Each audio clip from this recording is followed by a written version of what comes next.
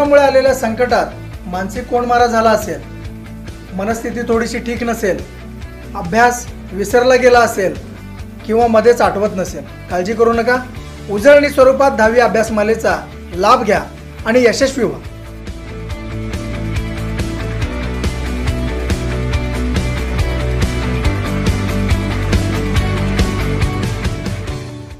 नमस्कार विद्यार्थी मित्रांनो, तरुण भारत प्रेसच्या माध्यमातून 10वी अभ्यासमाला नुकतीच सुरू करण्यात आलेली आहे. तर आज आपण याच अभ्यासमालेच्या अंतर्गत इतिहासाचं 6वं प्रकरण बघणार आहोत. इतिहासाच्या या 6व्या प्रकरणाचं नाव आहे भारतीय स्वातंत्र्याचं पहिलं युद्ध. तर याच्या अगोदर तुम्ही 5 प्रकरणांचा संदर्भ ऐकलेला आहात. त्या 5 प्रकरणांच्या अनुषंगानं इतिहासामध्ये नेमका कोणता अभ्यासक्रम आहे किंवा काय गोष्टी दिलेल्या आहेत याचा संदर्भ तुम्हाला समजलेला आहे. भारतीय स्वातंत्र्याचं पहिलं युद्ध या प्रकरणाचा संदर्भ बघत असताना पहिल्या 5 प्रकरणांमध्ये जे 2 संदर्भ आलेले आहेत त्या 2 संदर्भाचा भाग पहिल्यांदा आपल्याला इथे जाणून घ्यावा लागेल. ते म्हणजे ब्रिटिश सत्तेचा विस्तार या प्रकरणामध्ये तुम्हाला संदर्भ आलेला आहे. तो म्हणजे भारतामध्ये ब्रिटिशांनी आपलं साम्राज्य विस्तार करत असताना ज्या 2 पद्धती भारतामध्ये अंमलात आणल्या त्या 2 पद्धतीचा संदर्भ या प्रकरणाच्या सुरुवातीला आपल्याला तपासून बघावा लागेल. ज्यामध्ये एक महत्त्वाची गोष्ट आहे ते म्हणजे लॉर्ड वेलस्ली यांना आणलेली सहाय्यक सैन्य पद्धत, की ज्या सहाय्यक सैन्य पद्धतीच्या अनुषंगानं भारतामध्ये पहिल्यांदा इंग्रजांनी साम्राज्य विस्ताराच्या अनुषंगानं पहिला प्रयत्न केला. आणि त्याच्यानंतर आलेला दुसरा गव्हर्नर जनरल तो म्हणजे लॉर्ड डलहौसी, की ज्यानं दत्तक वारस नामजूर धोरण आणलं आणि ज्या दत्तक वारस नामजूर धोरणाच्या अनुषंगानं पुन्हा एकदा ब्रिटिश सत्तेचा विस्तार भारतामध्ये घडून आला. की सहाय्यक सैन्य पद्धतीच्या अनुषंगानं जी साम्राज्य किंवा ज्या सत्ता जे प्रांत इंग्रजांना मिळालेले नव्हते ते प्रांत लॉर्ड डलहौसीनं दत्तक वारस नामजूर धोरणाच्या अनुषंगानं काबीज करण्याचा प्रयत्न केला. त्यामुळे या 2 महत्त्वाच्या पद्धती अतिशय मोलाच्या आहेत ब्रिटिश सत्तेच्या विस्ताराच्या अनुषंगानं. कारण एकतर सहाय्यक सैन्य पद्धतीच्या अनुषंगानं जितकं जास्त ब्रिटिशांचं शासन कडक करता येऊ शकेल किंवा भारतातील सत्ताधीशांना आपल्या अंमलाखाली आणता येऊ शकेल तेवढा प्रयत्न लॉर्ड वेलस्लीनं केला. आणि डलहौसीनं मात्र त्याच्या पलीकडे जाऊन दत्तक वारस नामजूर धोरणाच्या अनुषंगानं जी राज्य आपल्याला मिळत नाहीत किंवा ज्यांच्यावरती आपल्याला सत्ता काबीज करता येत नाही ती मिळवण्याचा प्रयत्न केला. की ज्याच्यामध्ये साधारण मग सातारा, झाशी, नागपूर, संबळपूर यासारखी संस्थानं त्यानं काबीज केली. पण या 2 पद्धतींचा सगळ्यात वाईट परिणाम ब्रिटिशांच्या अनुषंगानंच झाला. तो म्हणजे ब्रिटिशांच्या विरोधातलं असंतोषाचं वातावरण वाढलं. कारण जर या 2 पद्धती भारतामध्ये इंग्रजांनी रुजविल्या नसत्या तर यदाकदाचित ब्रिटिशांच्या विरोधात असंतोषाचं वातावरण निर्माण झालं नसतं. त्यामुळे 1857चं बंड निर्माण होण्यासाठी पहिल्यांदा या 2 इंग्रजांच्या पद्धती कारणीभूत आहेत. पण या पाठामध्ये आपल्याला नेमकी कोणती कारणं ब्रिटिशांनी आपल्या देशामध्ये अशी निर्माण केली ज्यामुळे 1857 साली ब्रिटिशांच्या विरोधातलं पहिलं बंड झालं. आता यानंतर महत्त्वाचा भाग आहे की 1857च्या बंडाला 2 नामांतर आहेत. त्याचाही संदर्भ आपण पहिल्यांदा बघू. एक तर असं म्हटलं जातं की हे भारताचं पहिलं स्वातंत्र्य युद्ध होतं, तर तोही संदर्भ आपल्याला पडताळून पाहावा लागेल. आणि दुसरं एक असं म्हटलं जातं की हे शिपायांचं बंड होतं. तर या कारणांच्या अनुषंगानं या 2 गोष्टी आपल्याला पडताळून बघाव्या लागतील. आणि या व्हिडिओच्या शेवटी आपल्याला याचा संदर्भ नक्की समजेल की नेमकं हे स्वातंत्र्य युद्ध होतं की शिपायांचं बंड होतं. हा जो 2 मतांतरांचा भाग आहे तो आपल्याला या व्हिडिओच्या शेवटी आपल्याला तपासून बघता येऊ शकेल. तर सुरुवातीला आपण बघू की या 1857च्या बंडाला कोणती कारणं कारणीभूत ठरली होती. तर साधारण 5 कारणांचा संदर्भ या पाठामध्ये दिलेला आहे. त्याच्यातलं पहिलं कारण आहे ते म्हणजे राजकीय कारण. खरं तर 1857च्या अगोदरची एकंदर राजकीय परिस्थिती इथे पहिल्यांदा कारणीभूत ठरते. आणि मी जो आत्ता संदर्भ दिला तेच याच्यातलं पहिलं मूळ कारण आहे 1857च्या बंडाला राजकीय दृष्ट्या कारणीभूत ठरलेलं. आणि ते म्हणजे लॉर्ड डलहौसी याचं दत्तक वारस नामंजूर धोरण.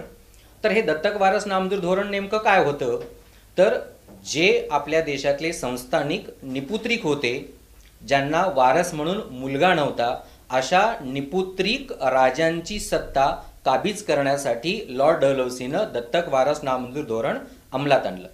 की ज्याच्यामुळे झाशी, सातारा, संबळपूर, उदयपूर यासारखी संस्थानं त्यानं आपल्या ताब्यामध्ये घेतली, ज्यामुळे पूर्वापार म्हणजे साधारण मध्ययुगीन कालखंडापासून वंशपरंपरागत पद्धतीनं ज्यांना सत्ता मिळालेली होती ते संस्थानिक लॉर्ड डलहौसीच्या दत्तक वारस नामदूर धोरणानुसार नाकर्ते झाले, कारण त्यांना सत्तेवरून पाय उतार व्हावं लागलं, की ज्याचा एक सगळ्यात वाईट परिणाम झाला तो म्हणजे या सत्ताधीशांच्या ताब्यात असलेले किंवा त्यांच्या पदरी काम करणारे लाखो सैनिक बेकार झाले. म्हणजे या लॉर्ड डलहौसीच्या दत्तक वारस नामदूर धोरणाचे दोन वाईट परिणाम झाले.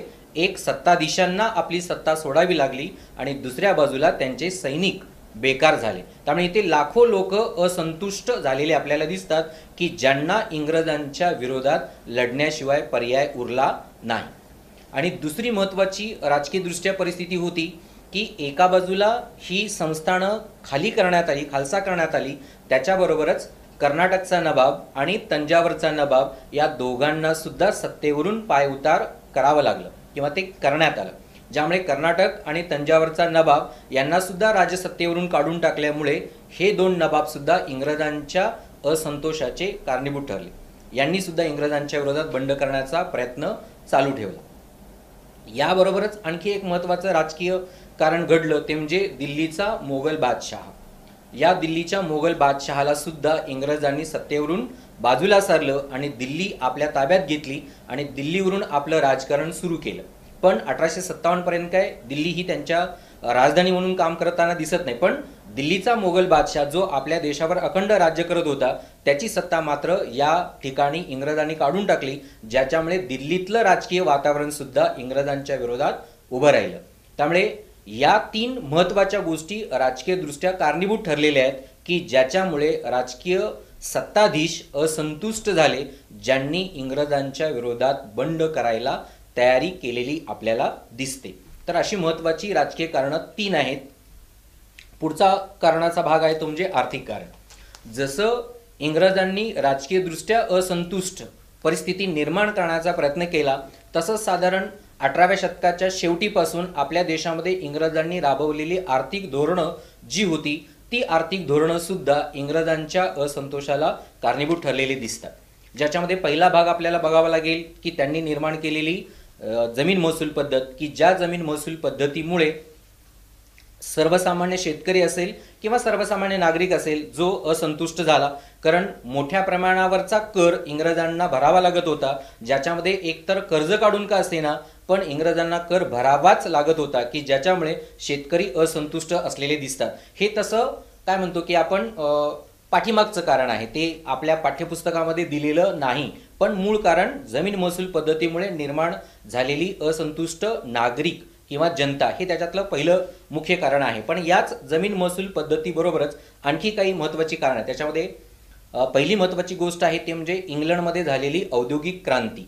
हे याच्यातलं सगळ्यात बलिष्ठ कारण मानावं लागेल, कारण नुसतं इंग्लंडमध्ये झालेली औद्योगिक क्रांती आपल्या देशामध्ये इतका बदल करू शकते हे खरं तर भारतीय जनतेनं किंवा राज्यकर्त्यांनी अनुभवलेलं नव्हतं. पण या औद्योगिक क्रांतीचे मात्र दूरगामी परिणाम आपल्या देशामध्ये झाले. याच्यातला सगळ्यात महत्त्वाचा परिणाम झाला तो म्हणजे इंग्लंडमध्ये औद्योगिक क्रांती झाली. इंग्लंड एक औद्योगिक कार्यशाळा म्हणून उदयाला आली, की ज्याच्यामुळे तिथे मोठ्या प्रमाणावर उद्योगधंदे विस्तारले, पुढे आले, की ज्यांनी मोठ्या प्रमाणावर पक्क्या वस्तू आपल्या देशात आणून विकायला सुरुवात केली, ज्याच्यामुळे भारत हा पक्क्या मालाची आयात करणारा देश बनला आणि कच्च्या मालाची निर्यात करणारा देश बनला, की ज्याच्यामुळे आपल्या देशातील असंख्य कुटीर उद्योग नष्ट झाले. पण नुसतेच कुटीर उद्योग नष्ट झाले असं नाही, तर कुटीर उद्योगाच्या बरोबरच लाखो विणकर आणि कारागीर सुद्धा बेकार झाले. कारण आपल्या देशामध्ये हस्त उद्योगांच्या माध्यमातून ज्या वस्तू तयार केल्या जात होत्या त्याच वस्तू इंग्लंडमध्ये यंत्रावर तयार केल्या जात होत्या, ज्याच्यामुळे आपल्या देशातील हस्त उद्योगांमध्ये तयार केल्या जाणाऱ्या वस्तू इंग्लंडमध्ये तयार केल्या जाणाऱ्या यंत्रावरच्या वस्तूशी स्पर्धा करू शकल्या नाहीत, की ज्याच्यामुळे आपल्या देशातील हस्तकारागिरी व्यवसाय सुद्धा नष्ट झाला आणि आपल्या देशामध्ये लाखो विणकर आणि कारागीर बेकार झाले. त्यामुळे इंग्लंडमध्ये औद्योगिक क्रांती झाली, ज्याचा परिणाम आपल्या देशामध्ये आयातीचं प्रमाण वाढलं आणि निर्यातीचं प्रमाण कमी झालं, आणि दुसऱ्या बाजूला कारागीर आणि उद्योगधंदे नष्ट झालेले आपल्याला दिसतात. आणि याच्यानंतर एक महत्त्वाचा भाग याच आर्थिक कारणांमध्ये आपल्याला दिसतो, तो म्हणजे इंग्रजांनी जमीनदार किंवा इतर जी धार्मिक आणि सांस्कृतिकदृष्ट्या वतनं दिलेली होती तीही वतनं इंग्रजांनी जप्त केली. त्यामुळे इनाम जप्त करण्यात आले, ज्याच्यामुळे जमीनदार असेल किंवा वतनदार असेल हे सुद्धा असंतुष्ट झाले. कारण माणसाची एक उपजत प्रवृत्ती आहे की एका पद्धतीचं जीवन जगत असताना जर ते जीवन त्याला मिळालं नाही तर तो असंतुष्ट होतो. त्यामुळे किमान 50-60 वर्ष पूर्वी आपल्या देशामध्ये निर्माण झालेली जमीनदारी आणि वतनदारी, ज्या माध्यमातून अनेक जमीनदार वतनदार उदयाला आले, ज्यांची पदं किंवा वतनं अचानकपणे इंग्रजांनी काढून घेतली, ज्यामुळे जमीनदार आणि वतनदार हे सुद्धा असंतुष्ट झाले, ज्यांनी पुढे जाऊन इंग्रजांच्या विरोधात 1857च्या बंडामध्ये प्रवेश केला आणि आपल्या देशातून इंग्रजांना बाजूला सारण्याचा प्रयत्न केलेला दिसतो. यानंतर तिसरं कारण आहे ते म्हणजे शासकीय कारण. शासकीय दृष्ट्या म्हणजे जसं राजकीय दृष्ट्या इंग्रजांनी बदल केले तसं शासकीय प्रशासकीय दृष्ट्या सुद्धा काही मोजके बदल करण्याचा प्रयत्न केला. इथे पाठामध्ये शासकीय दृष्ट्या कारणांमध्ये एकच गोष्ट दिलेली आहे ती म्हणजे न्यायालयाच्या बाबतीत. तर इंग्रजांनी जे काही कायदे केले 1773 पासून, तर या कायद्याच्या अनुषंगानं आपल्या देशातील प्रशासकीय व्यवस्था बदलण्याचा प्रयत्न केला. आणि ही प्रशासकीय व्यवस्था बदलत असताना त्यांनी न्यायदान व्यवस्थेमध्येही हात घातला. कारण कायदेसंहिता किंवा कायदेमंडळ त्यांनी अस्तित्वात आणली, ज्या कायदेमंडळाच्या अनुषंगानं त्यांनी न्यायदान व्यवस्था बदलली. आणि न्यायदान व्यवस्था बदलत असताना जसं मग 1773च्या रेग्युलेटिंग ॲक्टमध्ये त्यांनी पहिल्यांदा सर्वोच्च न्यायालय आणलं, पण प्रांतीय आणि केंद्रीय कायदेमंडळामध्ये बदल करणं गरजेचं होतं. याच्यासाठी त्यांनी दिवाणी आणि फौजदारी अशी 2 न्यायालयं प्रांतीय स्तरावरती आणण्याचा प्रयत्न केला.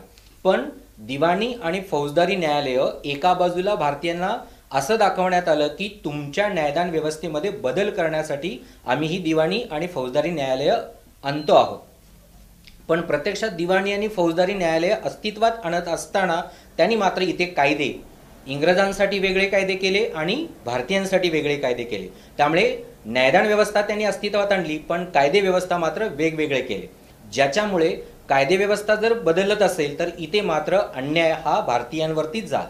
कारण जितके जास्त कडक कायदे करता येतील तेवढे त्यांनी भारतीयांसाठी केले आणि जितकी जास्त कठोर शिक्षा देता येईल ती त्यांनी भारतीयांना दिली. त्यामुळे नुसतं वरवर दिवाणी आणि फौजदारी न्यायालय अस्तित्वात आणून न्यायदान व्यवस्था सुधारण्याचा किंवा बदलण्याचा इंग्रजांनी प्रयत्न केला, पण प्रत्यक्षात मात्र तसं झालं नाही. उलट भारतीयांवरतीच अन्याय आणि अत्याचार या न्यायदान व्यवस्थेच्या अनुषंगानं त्यांनी केले. आणि शासकीयदृष्ट्या आणखी एक बदल त्यांनी केला की आपल्या देशामध्ये जेव्हा युरोपियन आले त्यावेळी पोर्तुगीज ही भाषा जास्त रुजलेली होती आणि पोर्तुगाल याच भाषेमध्ये आपल्या देशातले सगळे व्यवहार चालत होते. पण साधारण 1835 पर्यंत अखंड हिंदुस्थान ज्यावेळी इंग्रजांनी काबीज केला त्यावेळी 1835 नंतर मात्र आपल्या देशातली प्रशासकीय भाषा सुद्धा बदलण्याचा प्रयत्न इंग्रजांनी केला. आणि ही प्रशासकीय भाषा बदलत असताना त्यांनी पोर्तुगाल ऐवजी इंग्रजी ही डायरेक्टली बदलली. आणि जी इंग्रजी भाषा आज आपण 21व्या शतकामध्ये सुद्धा आपल्या भारतीय जनतेला समजत नाही, कळत नाही, ती तर 19व्या शतकामध्ये इंग्रजांनी डायरेक्टली भारतीयांसाठी लागू केली.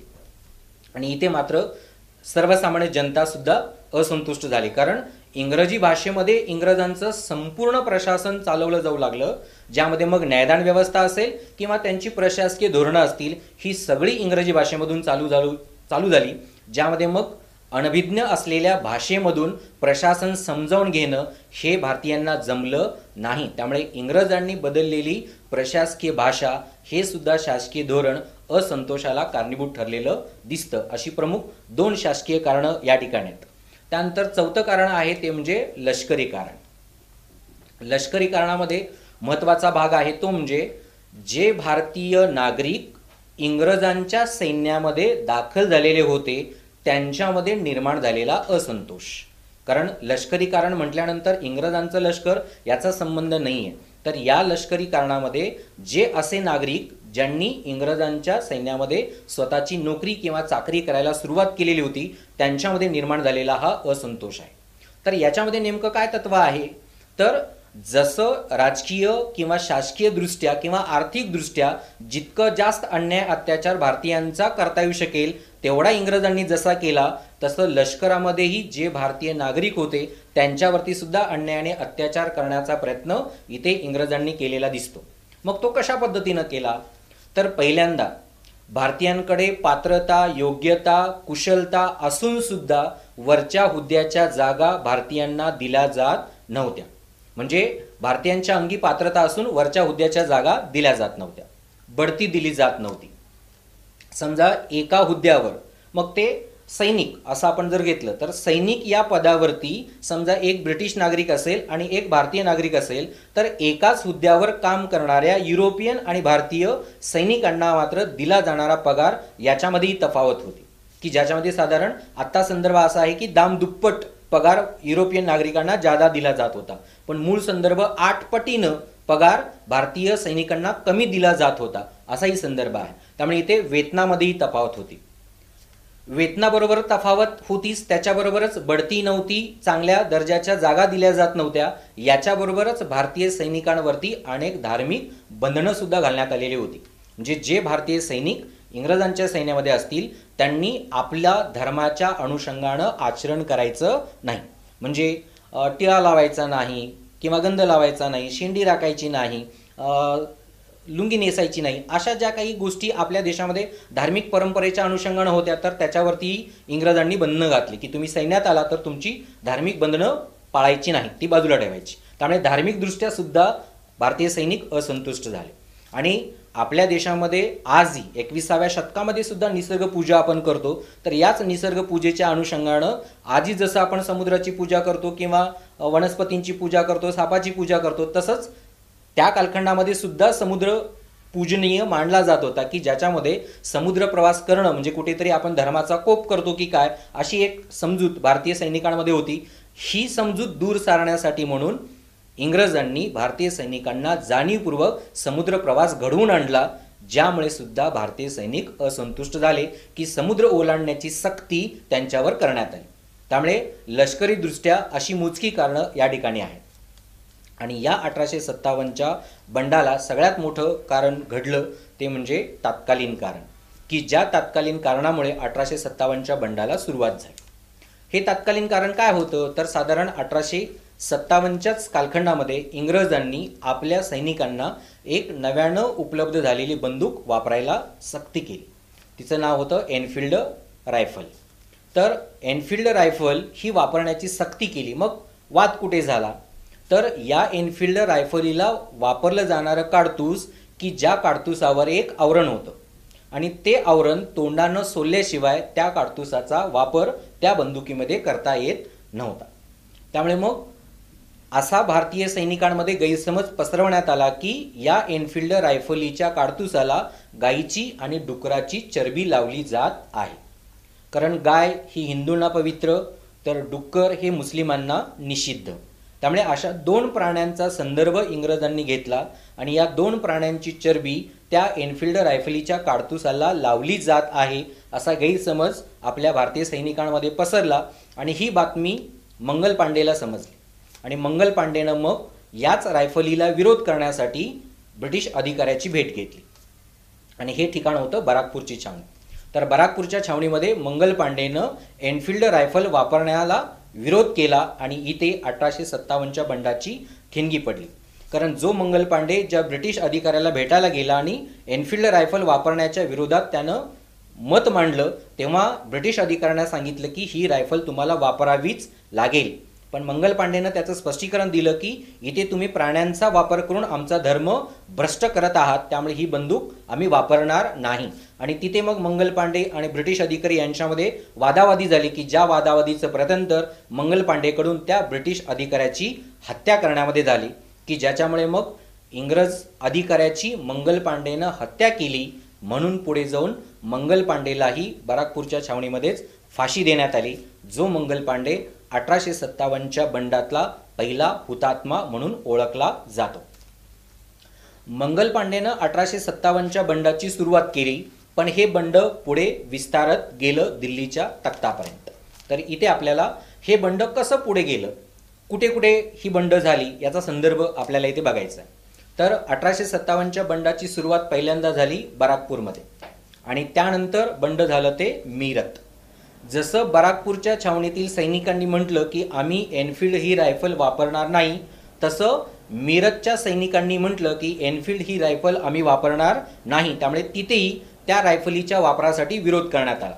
जेव्हा विरोध झाला तेव्हा मात्र मग ब्रिटिश अधिकाऱ्यांनी मीरजच्या सगळ्या सैनिकांना अटक केली आणि तुरुंगात डांबलं, की ज्याच्यामुळे मीरजच्या सैनिकांनी तुरुंग फोडला आणि मीरजवरून दिल्लीवरती कूच केली आणि दिल्लीला वेढा देऊन दिल्ली काबीज करण्याचा प्रयत्न केला, की त्या कालखंडामध्ये मीरजच्या सैनिकांनी दिल्ली ताब्यात घेऊन भारताचा सम्राट म्हणून मोगल बादशाह दुसरा बहादूर शाह याला भारताचा सम्राट म्हणून घोषित केलं आणि त्याला दिल्लीच्या गादीवर बसवलं. पण हे यश फार काळ टिकलं नाही, कारण लगेच इंग्रजांनी दिल्लीवरती परत सत्ता काबीज केली आणि मोगल बादशाहला परत पाय उतार व्हावं लागलं. पण इथे मीरजच्या सैनिकांनी दिल्ली ताब्यात घेण्याचा प्रयत्न केलेला दिसतो. मीरज नंतर बंड झालं कानपूर या ठिकाणी, जो कानपूरचा आपला मराठ्यांचा पेशवा नानासाहेब, जो दत्तक वारस नामंजूर धोरणानुसार पायउतार झालेला होता. कारण दुसऱ्या बाजीराव पेशव्याचा तो दत्तक मुलगा होता, की ज्याला दत्तक मुलगा आहे म्हणून इंग्रजांनी सगळ्या फॅसिलिटीज कुठलीच दिलेली नव्हती. त्यामुळे नानासाहेब असंतुष्ट होता. त्यामुळे कानपूरमध्ये नानासाहेबांनं बंड केलं. त्यामुळे कानपूर बंडाचं नेतृत्व हे नानासाहेबांनं केलेलं आहे, असा संदर्भही तुम्हाला इथे लक्षात ठेवावा लागेल, की तुम्हाला प्रश्न नेहमी पडतो बोर्ड एक्झामला, की कानपूर बंडाचं नेतृत्व कुणी केलं होतं, तर ते नानासाहेबांनी केलं होतं आणि नानासाहेबांना त्यांचा सहकारी तात्या टोपे यानं मदत केलेली होती. त्यामुळे कानपूर बंडामध्ये नानासाहेब आणि तात्या टोपे हे दोन व्यक्ती महत्त्वाचे आहेत. पण इथे नानासाहेबाला मात्र कानपूर बंडामध्ये यश मिळालं नाही. इथे अपयशाला सामोरं जावं लागलं, नानासाहेबाला मारण्यात आलं. तात्या टोपे मात्र जिवंत राहिला. तात्या टोपेनं मग विचार केला की आता कुणाला आपण मदत करायची, तर त्याच कालखंडामध्ये झाशी या संस्थानामध्ये बंडाला सुरुवात झालेली होती. त्यामुळे झाशीची राणी लक्ष्मीबाई हिनं सुद्धा एक मुलगा दत्तक घेतलेला होता, ज्या दत्तक मुलाला लॉर्ड डलहौसीच्या दत्तक वारस नामंजूर धोरणानुसार पद मिळालं नव्हतं किंवा वारसदार म्हणून अधिकार मिळालेला नव्हता. त्यामुळे इथे झाशीची राणी सुद्धा असंतुष्ट होती आणि तिनं मग इंग्रजांच्या विरोधात प्रतिकार करण्याचा प्रयत्न केला. त्यामुळे 1857चं पुढचं बंड जे झालं ते झाशीमध्ये झालं. झाशीनं इंग्रजांच्या विरोधात बंड केलं आणि इंग्रजांच्या ताब्यातला ग्वाल्हेर हा प्रांत काबीज केला, तो जिंकून घेतला. त्यामुळे इथे झाशीच्या राणीला पहिलं यश मिळालेलं आहे, ते म्हणजे ग्वाल्हेर तिनं इंग्रजांच्या ताब्यातलं जिंकून घेतलं. हाही मुद्दा तुम्हाला लक्षात ठेवावा लागेल, कारण इथेही तुम्हाला 1 मार्काचा प्रश्न विचारला जातो की झाशीच्या राणीनं इंग्रजांच्या ताब्यातला असा कोणता प्रांत काबीज केला, तर तो ग्वाल्हेर प्रांत आहे, जो झाशीच्या राणीनं इंग्रजांच्या ताब्यातला जिंकलेला होता. त्यामुळे हाही संदर्भ महत्त्वाचा आहे. इथे तात्या टोपेनं झाशीच्या राणीला मदत केलेली दिसते. पुढे ग्वाल्हेरमधून बंड झालं झाशीमध्ये, ज्या ठिकाणी झाशीच्या राणीनं स्वतःच्या दत्तक मुलाला पाठीशी बांधून इंग्रजांना प्रतिकार करण्याचा प्रयत्न केला. इथे तात्या टोपेनंही झाशीच्या राणीला मदत केली, पण झाशी इथे झालेलं बंड मात्र अपयशी ठरलं, कारण झाशीच्या राणीला इथे ठार मारण्यात आलं. त्यामुळे रणांगणावरती ती मृत्युमुखी पडली. पण एका ब्रिटिश अधिकाऱ्यानं मात्र झाशीच्या राणीबद्दल अतिशय सुंदर वर्णन केलेलं आहे. हा मुद्दा सुद्धा तुम्हाला लक्षात ठेवावा लागेल, पण इथेही तुम्हाला प्रश्न याला धरून विचारला जातो की बंडखोरातील अत्यंत शूर म्हणून कोणाला ओळखलं जातं, असा संदर्भही तुम्हाला विचारला जातो. आणि बंडखोरातील अत्यंत शूर व्यक्ती म्हणून झाशीच्या राणीचा उल्लेख एका ब्रिटिश तत्ववेत्त्यानंच केलेला आहे. त्यामुळे इथे झाशीच्या राणीबद्दलचा हा संदर्भ लक्षात ठेवा. पुढे झाशीच्या राणीचं बंड अपयशी ठरलं, तिथे त्याला मारण्यात आलं. त्यामुळे झाशीमधलं सुद्धा बंड इंग्रजांनी जिंकलं आणि पुढे मग सरतेशेवटी बंड झालं, ते म्हणजे अवध प्रांतामध्ये. खरं तर याचा संदर्भ तुमच्या आपल्या 10वीच्या पुस्तकामध्ये नाही आहे की अवधमध्ये बंड कुणी केलं, तर हे बेगम हजरत महल हिनं बंड केलेलं होतं. हिनं सुद्धा एक दत्तक मुलगा वारस घेतलेला होता, ज्याला वारसा हक्कानुसार पदभार दिला नाही. त्यामुळे बेगम हजरत महलनं सुद्धा अवध प्रांतामध्ये बंड केलं, पण ते सुद्धा बंड अपयशी झालं, की ज्यामुळे बेगम हजरत महल ही नेपाळला पळून गेली. त्यामुळे अवधमधलं बंड सुद्धा इंग्रजांनी यशस्वी केलेलं आपल्याला दिसतं.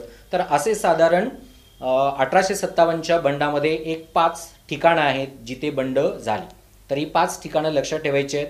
पहिल्यांदा बंड झालं बराकपूरमध्ये, जिथे मंगल पांडे हा बराकपूरच्या छावणीतला सैनिक जो पहिला हुतात्मा म्हणून ओळखला जातो. त्याच्यानंतर बंड झालं मीरज, ज्या मीरजच्या सैनिकांनी दिल्ली काबीज घेतली. पण इथे दिल्ली काबीज करण्यापेक्षा महत्त्वाचा संदर्भ लक्षात ठेवायचा की या बंडाच्या कालखंडामध्ये मीरजच्या सैनिकांनी भारताचा सम्राट म्हणून कोणाला पदावरती बसवलं, तर दिल्लीचा मोगल बादशाह दुसरा बहादूर शाह याला भारताचा सम्राट म्हणून घोषित केलं. यानंतर बंड झालं कानपूर, ज्या कानपूर बंडाचं नेतृत्व केलं होतं नानासाहेबानं. त्यानंतर बंड झालं झाशी, की ज्या झाशीच्या राणीनं ग्वाल्हेर हा प्रांत जिंकला. आणि सरतेशेवटी बंड झालं अवध, की जिथे बेगम हजरत मलनं बंड केलं. तर अशा 5 ठिकाणी 1857ची बंड झाली. पण या 5ही ठिकाणी इंग्रजांना यश मिळालं आणि भारतीयांना अपयशाला सामोरं जावं लागलं. तर इथे आपल्याला पुढचा संदर्भ हाच बघायचा आहे की इथे भारतीयांना अपयश का आलं, तर याच्या पाठीमागची कारणं नेमकी काय आहेत. तर साधारण एक 5 ते 6 कारणं. हा संदर्भ खरं तर अतिशय महत्त्वाचा आहे, कारण 3 मार्काचा प्रश्न तुम्हाला इथे या ठिकाणी येऊ शकतो की भारतीयांना अपयश का आलं. तर याच्यातलं पहिलं महत्त्वाचं तत्व आहे की भारतीयांमध्ये एकी नव्हती. कारण आपण जर बघितलं ही 5 ठिकाणी बंड झालेली आहेत, ही एकावेळी लढता आली असती पण एकावेळी लढलेली नाही. वेगवेगळ्या ठिकाणी वेगवेगळ्या लोकांनी ही बंड केली, त्यामुळे भारतीयांमध्ये एकी असलेली दिसून येत नाही. भारतीयांकडे योग्य नेतृत्व नव्हतं, कारण 1857च्या बंडामध्ये अखंड हिंदुस्थानामध्ये एकावेळी जसं बंड झालं नाही तसं ते एकट्याच्या नेतृत्वाखाली झालेलं आपल्याला बघायला मिळत नाही. त्यामुळे इथे बंडाला नेतृत्वही नव्हतं. तिसरं अपयशाचं कारण आहे भारतीयांकडे निश्चित ध्येय नव्हतं. जे व्हिडिओच्या सुरुवातीला मी म्हटलं की याला स्वातंत्र्य युद्ध म्हणता येत नाही, याचं तत्व इथे आपल्याला दिसून येतं की भारतीयांकडे निश्चित ध्येय नव्हतं. कारण स्वातंत्र्य हा जर ध्येयाचा भाग असता तर सगळे इंग्रजांना भारतातून हाकलून लावण्यासाठी लढले असते, पण नाही, इथे भारतीयांकडे ध्येय नव्हतं. ते स्वार्थी वृत्तीनं लढलेले दिसतात. झाशीची राणी स्वतःच्या दत्तक मुलाला वारसा हक्क मिळवण्यासाठी लढली. नानासाहेब याला निवृत्ती वेतन पाहिजे होतं, त्याच्यासाठी तो लढला. बेगम हजरत महल स्वतःच्या दत्तक मुलाला नवाबपद मिळावं म्हणून ती लढली. मिरजचे आणि बराकपूरचे सैनिक एनफिल्ड नावाची रायफल वापरण्यापासून बंद व्हावी आणि त्याच्या बदल्यात दुसरी रायफल आम्हाला द्यावी याच्यासाठी लढले. म्हणजे इथे कुणाकडेही निश्चित ध्येय असलेलं आपल्याला दिसत नाही किंवा कुठेही असा शब्दप्रयोग येत नाही की आम्हाला ब्रिटिशांच्या विरोधात लढायचं आहे आणि भारत स्वतंत्र करायचा आहे, असंही तत्व इथे आपल्याला दिसत नाही. याबरोबर चौथं अपयश ते म्हणजे भारतीयांनी इंग्रजांना काही प्रमाणात सहकार्य करण्याचा प्रयत्न केला. म्हणजे काही भारतीय हे इंग्रजांच्याशी एकनिष्ठ राहिले, ज्याच्यामध्ये बऱ्याच अंशी रजपूत राजे हे इंग्रजांच्याशी संलग्न राहिलेले दिसतात, ज्याचा संदर्भ आपल्या पुस्तकामध्ये नाही आहे. खरं तर तात्या टोपे झाशीच्या संघर्षानंतर जो एकटा लढण्याचा प्रयत्न करत होता, पण एकट्या रजपूत सरदाराकडून तात्या टोपे कुठे लपलेला आहे हे इंग्रजांना सांगण्यात आलं आणि तात्या टोपेला नंतर इंग्रजांनी मारलं. तर अशा पद्धतीचं वातावरण भारतामध्ये निर्माण झालं की भारतीयांना सहकार्य करण्याऐवजी काही भारतीय स्वकीय सत्ताधीश हे इंग्रजांच्या बाजूने राहिलेले दिसतात, की ज्याच्यामुळे इथे या बंडाला अपयश आलेलं दिसतं. आणि 5वं महत्त्वाचं कारण आहे ते म्हणजे सर्वसामान्यांचा पाठिंबा भारतीयांना मिळाला नाही. कारण इथे मोठ्या प्रमाणावर चोरी लुटमारी घडवून आणण्यात आली. म्हणजे एका बाजूला सर्वसामान्य नागरिक जर बंडात उतरलेले असतील तर आपल्या देशातले बहुसंख्य नागरिक हे त्यांचीच घरं लुटताना आपल्याला दिसतात. म्हणजे भारतीयांनीच भारतीयांना लुटण्याचा प्रयत्न केला की ज्याच्यामुळे 1857च्या बंडामध्ये भारतीयांना अपयशाला सामोरं जावं लागलं. आणि 6वं मुख्य कारण आहे ते म्हणजे इंग्रजांच्याकडे असलेली अतिशय उत्तम शस्त्रास्त्र, उत्तम संपर्क साधनं किंवा दळणवळणाची साधनं की जी आपल्या भारतीयांकडे नव्हती. कारण इंग्रज बंदुकीनं लढत होते तर आपले भारतीय तलवारी आणि काठ्या घेऊन लढत होते. त्यामुळे शस्त्रास्त्रांमध्ये सुद्धा आपण पारंगत नव्हतो, ती नव्हती आपल्याकडे. दळणवळणाची साधनं नव्हती, कारण रस्ते रेल्वे इंग्रजांनी निर्माण केलेले होते. तार यंत्रणा त्यांची होती, त्यामुळे त्याचा सगळा वापर इंग्रजांनी स्वतःसाठी करून घेतला की अशा तत्पर वाहतूक आणि दळणवळणाच्या साधनांचा वापर त्यांनी केल्यामुळे इथे भारतीयांना अपयशाला सामोरं जावं लागलं. पण जरी इथे भारतीयांना अपयशाला सामोरं जावं लागलेलं असलं तरी मात्र अतिशय चांगले दूरगामी बदल भारतामध्ये आपल्याला झालेले दिसून येतात. कारण इथे 1857चं बंड झालं, पण हा धक्का इंग्रजांना होता. कारण आपण इतकं मोठं विशाल साम्राज्य निर्माण केलेलं आहे, त्यामुळे भारतातून आपल्याला कोणी हाकलून लावणार नाही असा एक गैरसमज त्यांच्यामध्ये होता. आणि 1857च्या बंडानं तो त्यांचा गैरसमज दूर झालेला आपल्याला दिसतो की तोच भाग म्हणजे 1857च्या बंडाचे परिणाम म्हणून आपल्याला इथे लक्षात ठेवायचे. हा या प्रकरणातला शेवटचा मुद्दा आहे. हाही महत्त्वाचा आहे, कारण इथे 3 मार्काचा प्रश्न याही घटकाला धरून तुम्हाला विचारला जाऊ शकतो. पण हा संदर्भ तुम्ही मागच्याही एका प्रकरणामध्ये बघितलेला आहात की जिथे संविधानात्मक विकास याच्यामध्ये 1858चा जो कायदा आहे तोच कायदा इथे या 1857च्या बंडाचा परिणाम म्हणून आपल्याला लक्षात ठेवायचा आहे. तर नेमकं परिणाम काय झालेत, तर इथे 5 ते 6 मुद्दे आपल्याला लक्षात ठेवायचे आहेत. याच्यातला पहिला महत्त्वाचा परिणाम आहे तो म्हणजे साधारण 31 डिसेंबर 1600 मध्ये जी आपल्या देशामध्ये ब्रिटिश ईस्ट इंडिया कंपनी स्थापन झाली, ज्या ब्रिटिश ईस्ट इंडिया कंपनीनं आपल्या देशामध्ये पहिल्यांदा व्यापार करण्याचा प्रयत्न केला, नंतर ती राज्यकर्ती म्हणून काम करताना दिसते. तर अशा 1600 पासून अस्तित्वात असलेल्या ब्रिटिश ईस्ट इंडिया कंपनीची सत्ता भारतात 1858ला नेस्तनाबूत झाली. त्यामुळे 1857च्या बंडानंतर ब्रिटिश ईस्ट इंडिया कंपनीची सत्ता गेली आणि प्रत्यक्षात इंग्लंडच्या पार्लमेंटची सत्ता भारतामध्ये रुजलेली आपल्याला दिसते. त्यामुळे हा पहिला परिणाम झाला की ईस्ट इंडिया कंपनीची सत्ता गेली आणि इंग्लंडच्या पार्लमेंटची सत्ता आली. इंग्लंडच्या पार्लमेंटची सत्ता आल्यानंतर आपल्या देशातला संपूर्ण राज्यकारभार हा राज्य सचिवाकडे सोपवण्यात आला, जो राज्य सचिव ब्रिटिश पार्लमेंटला जबाबदार धरण्यात आला. त्यामुळे जो काही त्यानं निर्णय घेतलेला असेल तो ब्रिटिश पार्लमेंटनं घेतलेला असेल असं गृहीत धरण्यात आलं, ज्यामुळे राज्य सचिवाकडे संपूर्ण अधिकार या ठिकाणी देण्यात आले. आणि याच ठिकाणी मग व्हिक्टोरिया राणीनं 1 नोव्हेंबर 1858ला आपला जाहीरनामा प्रसिद्ध केला की ज्या जाहीरनाम्याला भारताचा मॅग्ना चार्टा म्हणून ओळखलं जातं, की ज्या मॅग्ना चार्टामध्ये काही गोष्टी त्यांनी नमूद केलेल्या आहेत, की ज्याच्यामध्ये पहिली महत्त्वाची गोष्ट त्याच्यामध्ये आहे ते म्हणजे भारतीयांना विश्वासात घेऊन त्यांना स्थिर सरकार दिलं जाईल असं पहिलं आश्वासन त्या 1858च्या जाहीरनाम्यामध्ये नमूद करण्यात आलं. भारतामध्ये धार्मिक सहिष्णुता निर्माण केली जाईल, म्हणजे भारतीयांच्या धर्मात हस्तक्षेप केला जाणार नाही असंही तत्त्व सांगण्यात आलं, ज्यामुळे भारतीयांना धार्मिक स्वातंत्र्य मिळालं, जे धार्मिक स्वातंत्र्य सैनिकांना नव्हतं, की ज्यामुळे असंतोष निर्माण झाला. तर इथे जाहीरनाम्यामध्ये तेही तत्त्व बाजूला सारण्यात आलं की जिथे धार्मिक स्वातंत्र्य भारतीयांना दिलं जाईल आणि भारतामध्ये धार्मिक सहिष्णुता निर्माण केली जाईल, भारतीयांना विश्वासात घेऊन त्यांचा सत्तेत सहभाग करून घेतला जाईल, याची हमी इंग्लंडच्या राणीनं भारतीयांना दिलेली आपल्याला बघायला मिळते. आणि सगळ्यात महत्त्वाचं तत्त्व म्हणजे आपल्या देशामध्ये जे न्यायदान व्यवस्थेच्या अनुषंगानं बदल झालेले होते, म्हणजे दिवाणी आणि फौजदारी न्यायालय अस्तित्वात आणण्यात आलेले होते, की ज्याच्यामध्ये इंग्रजांसाठी वेगळे कायदे, भारतीयांसाठी वेगळे कायदे होते. आणि जितके जास्त कठोर कायदे निर्माण करता येऊ शकेल तेवढे कठोर कायदे भारतीयांसाठी त्यांनी निर्माण केले. तर याचीही तत्त्व या 1858च्या जाहीरनाम्यामध्ये बदलण्यात आली आणि कायद्यामध्ये समानता आणली जाईल असे आश्वासन या राणीनं दिलं. तर अशा पद्धतीने 4 महत्त्वाच्या गोष्टी त्या जाहीरनाम्यामध्ये नमूद केलेल्या आहेत. पण असंख्य गोष्टी आहेत, पण आपल्या पाठ्यपुस्तकामध्ये एवढ्या 4 गोष्टी दिलेल्या आहेत. तर अशा पद्धतीनं 1857चं बंड जे झालं की ज्याच्यामध्ये राजकीय कारणं आहेत, शासकीय कारणं आहेत, आर्थिक कारणं आहेत, तात्कालीन कारणं आहे आणि त्याच्यानंतर एक 5 ते 6 ठिकाणी झालेली बंड आहेत. आणि या बंडानंतर आपल्याला कशा पद्धतीनं अपयश आलं, त्याची कारणं नेमकी काय आहेत आणि 1857चा नेमका भारतामध्ये काय परिणाम झाला, तर अशा 3 महत्त्वाच्या गोष्टी इथे लक्षात ठेवायच्या आहेत. कारणं, त्यानंतर परिणाम आणि अपयश भारतीयांना का आलं, तर असे मुख्य मुद्दे या पाठामधले आहेत. तर थोडक्यात हे प्रकरण आपण इथे बघितलेलं आहे. धन्यवाद.